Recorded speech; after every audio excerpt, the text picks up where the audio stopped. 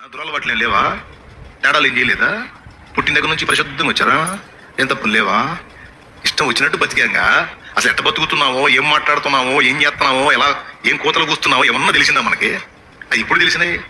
ఏసై దగ్గరికి వచ్చినాక ఆ పద్ధతులన్నీ తెలిసినాయి. అంతకుముందు ఎవరు పెద్ద చిన్న చెప్పినా ఎక్కలా మనకి. ఎందుకంటే మనకి చెప్పిన పెద్దలు, నీతులు చెప్పిన పెద్దలే ఒక్కోసారి వాళ్ళకి రేగితే వాళ్ళు కూడా అయ్యే పనులు చేశారు. రాయ్ నిశ్శబ్దం ఎదవల్లారా, సిగరెట్లు తాగకూడదు, ఎవడో తాగుతున్నాడో తెలిసింది నాకు ఎదవా అని చెప్పిన తిట్టిన పంతులు బయట పోయి దమ్ము కొడతా కనపడితే, బయటికి పోయి దమ్ము కొడతా కనపడితే ఇంక మానుకుంటాడా? సమాజంలో గతంలో మనకు కూడా నీతి బోధలు చేసిన వాళ్ళు చాలా మంది ఉన్నారు. కానీ నీతి బోధలు అయితే చేశారు కానీ ఆ బతుకు వాళ్ళు బతకల. అందుకని వాళ్ళ మాటలు మనకి పేలవంగా అనిపించినాయి.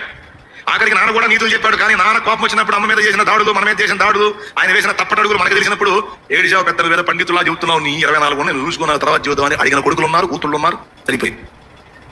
ఏమయ్యా కొడుకు బుద్ధి చెప్పుకోలేవా? ఏం చెబుతానయా? నేను మంచోడా? నా కర్మ. నేనేం తిరా అంటే వాడు 24 చెబుతున్నాడు నాకు. నువ్వు 24 చేసావు, నేను ఇంకా ఒకటే అంటున్నాడు. ఏం చెప్పేది వాడికి? కాబట్టి నీతులు చెప్పటం వేరు, నీతిగా బతికి చూపటం వేరు. ఏది బోధించాడో అలా బతికి చూపించిన ఏకైక వ్యక్తి నజరేయుడు యేసు. యేసు 100% మాదిరి. ఇప్పుడు నెట్లో సెర్చ్ చేసుకొని చూసుకో. నువ్వు ప్రపంచంలో అత్యధికమైనటువంటి ప్రజలు, ప్రపంచ వ్యాప్తంగా ఉన్న ప్రజలలో అత్యధిక మంది ఫాలో అవుతున్నటువంటి వ్యక్తి ఎవరంటే జీసస్ క్రైస్ట్ అని వచ్చింది. ఎందుకో తెలుసా? ఆయన పర్ఫెక్ట్ గా మాట్లాడాడు, బోధించాడు, బోధన అనుసరించి బతికి చూపించాడు. నీతి బోధలు చేసి అవినీతి కార్యకలాపాలు చేయలే. ఏ నీతిని బోధించాడో ఆ నీతి కట్టుబడి ఉన్నాడు, అలాగే బతికి చూపించినటువంటి నా దేవుడు యేసయ్య.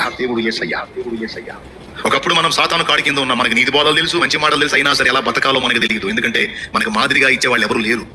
ఈ మనిషి పర్వాలేదు అని ఆ మనిషిని ఫాలో అయితే ఎక్కడో చోట దొరికింది. ఈ మనిషి కూడా తేడానే. ఈ మనిషి పర్వాలేదు, ఈ మనిషిని ఫాలో అవుదాన్ని వెతికితే ఆ మనిషిలో కూడా ఎక్కడో చోట దొరికింది. ఈ మనిషి కూడా తేడా. కొంతమంది నన్ను చూసి అన్నను ఫాలో అవుదాం, చాలేమన్నా బాగా దగ్గరగా నన్ను ఫాలో అయ్యనుకో, నా దగ్గర కూడా దొరుకుతాయి. పోయి వాగులో దూకాల్సి వచ్చింది నువ్వు. కాబట్టి ఎవరిని ఫాలో అవ్వాలి? 100% తప్పు లేనివాడు, అప్పు లేనివాడు, కొడితే నొప్పు లేనివాడు నజరేయుడు యేసు.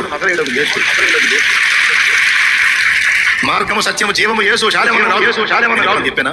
నేనే మార్గం, నేనే సత్యం, నేనే జీవం చెప్పాను. అంత సీన్ నాకు లేదు. ఆ డైలాగ్ చెప్పేదానికి అర్హత ఉన్నోడు యోగ్యుడు ఒకే ఒక్కడు, ఏసే. కాబట్టి ఇప్పుడు ఏసై దగ్గరకు వచ్చి నాకు బతుకు అర్థమైంది, బతుకు విలువ అర్థమైంది, ఎలా బతకాలో అర్థమైంది, ఎలా బతకూడదో అర్థమైంది. సైతాన్ గాడి కాడి కింద ఉన్నప్పుడు ఎడిపోతున్నామో, ఏమవుతున్నామో, ఏం జరుగుతుందో అర్థం కాల. దేవుని కృప ఏందో తెలుసా?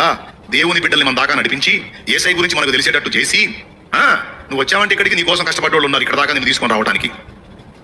ఎవరి అది హృదయంలో పెట్టుకున్నావు, ఏదో ఒకనాడు దర్శించబడ్డావు, వచ్చి కూర్చున్నావు, మారుమనసు పొందావు, రక్షణ పొందావు, దేవుని బిడ్డ అయ్యావు. నువ్వు ఇలా రావడానికి, బంధకాల్లోంచి నిన్ను విడిపించడానికి దేవుడు ఎవరో ఒక వ్యక్తిని వాడుకున్నాడు, ఒక మనిషినే వాడుకున్నాడు.